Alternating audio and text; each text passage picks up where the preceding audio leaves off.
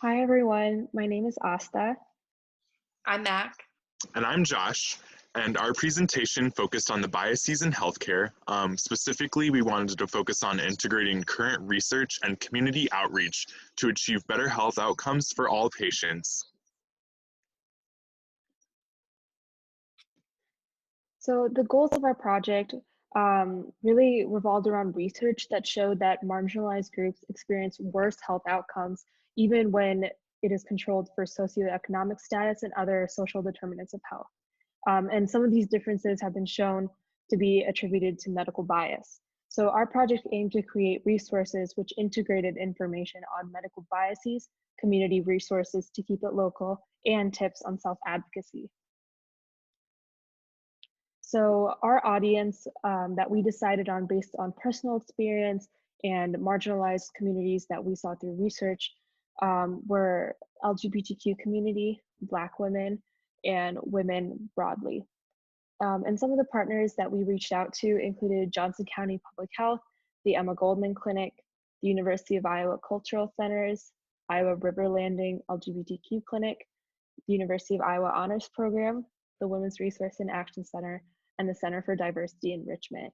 A lot of these organizations had people that were more than willing to meet with us and give us ideas, give feedback when we were writing these drafts, and many of them also offered to host these pamphlets once completed, and we're very thankful for that. So we had a couple steps that we had to go through in order to take it from this idea that we had into something that could actually be implemented and make a difference within the community. So the first step was identifying partners in the community to form connections.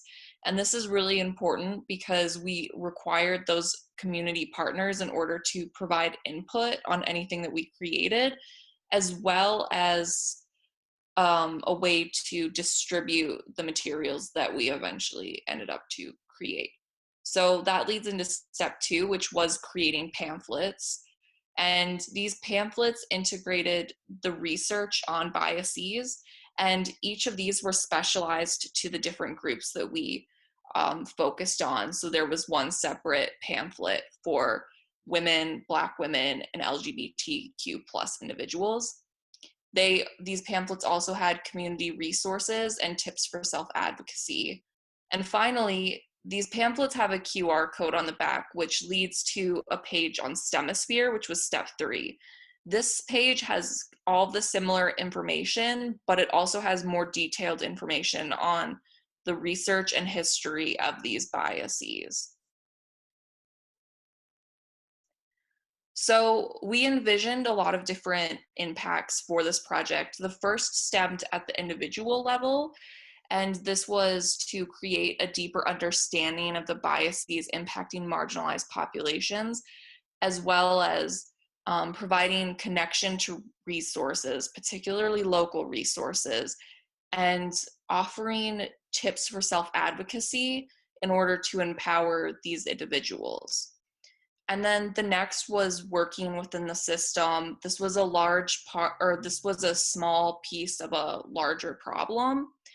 But we think that through this pamphlet and the information provided, it's a step towards allowing patients to be better advocates for themselves within the healthcare system, as well as provides the resources and the space for discussion around these biases. So future directions for the project. Unfortunately, due to the current COVID-19 global pandemic, we were unable to fully distribute all of the brochures and products that we had made.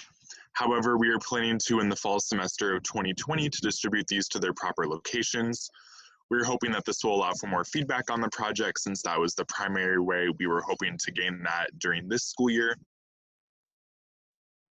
This will also help us recognize the true goals of the project, such that we can make sure that people are getting to understand the biases that are pertinent to them.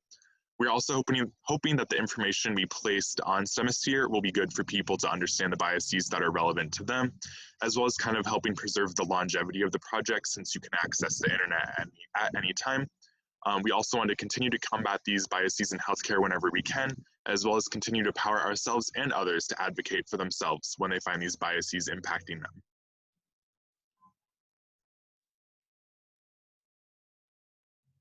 As far as lessons as a fellow go that we learned, basically we learned a couple of things along the way that'll be helpful outside of the scope of this project.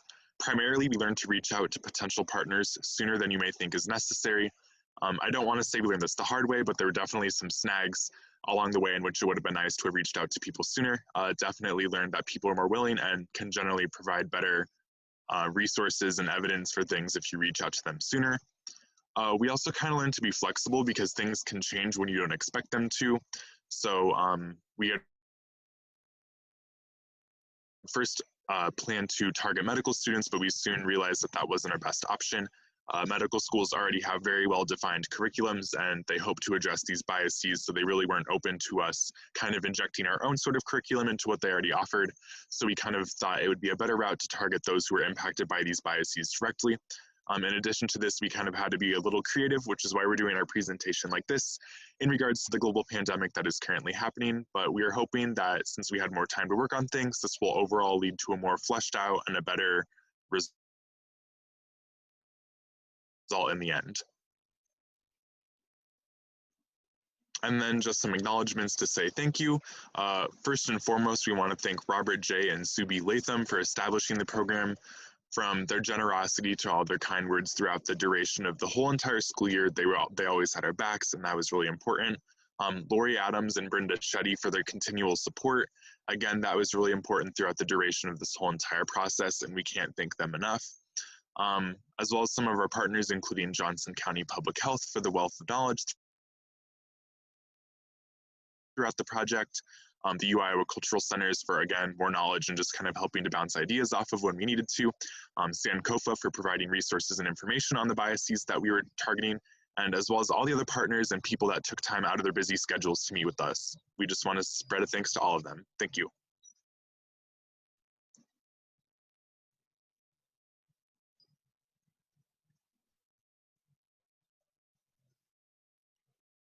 Wait, how do I?